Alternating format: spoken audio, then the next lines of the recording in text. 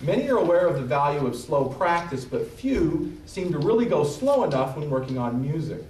It is important to go very, very slowly when practicing and at the same time maintain good fundamentals, such as artsy above.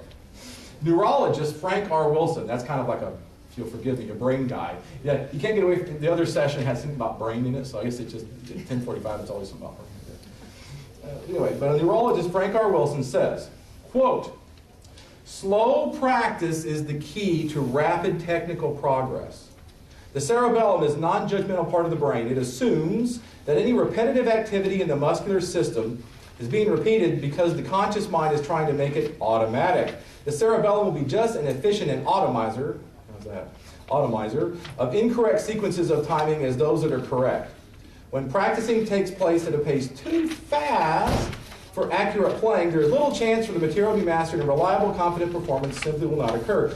On the other hand, it's probably true that practice for speed is seldom necessary. The cerebellum can supply all the speed wanted if patterning is correct during practice."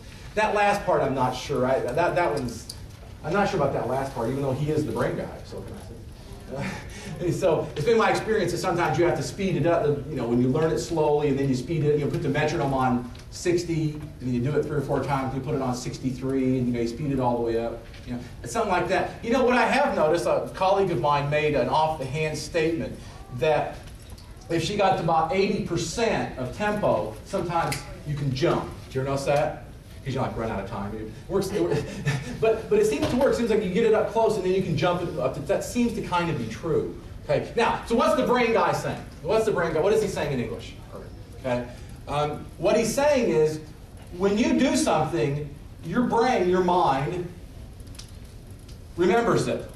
It's kind of like a CD burner. Okay. I used to say a tape player, but tape recorder. But it's like a CD burner. Okay, and so when I'm playing it, whatever I'm doing, it burns it into my mind, right? It's kind of like when I was in high school. Man, I felt like my old car, and I had a 66 Ventura, man, with an 8-cylinder, and that baby would go. So I just felt like my car could go to North Mesquite High School by itself, just kind of, because I just knew the way, And we just kind of remember things. It kind of burns it in our mind. Now, so what does this have to do with practicing? Everything. Did you ever learn a piece of music wrong and then tried to fix it? Ay, ay, ay.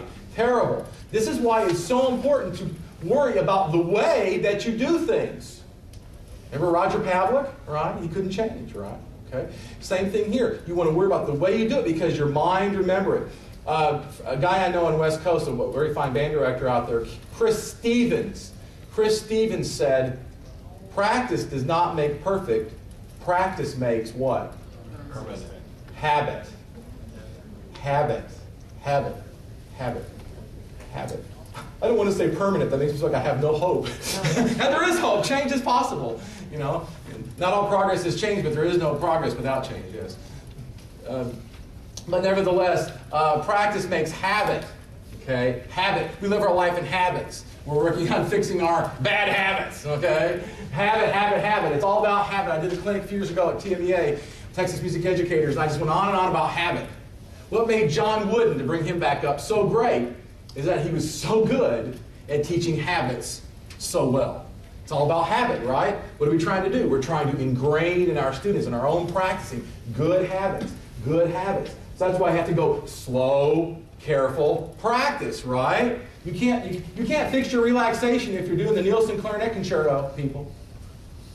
Okay? You got to go slow. That's why I start my students on these slower etudes, a little easier, and then more difficult, working on these technical issues. Okay? Slow, careful.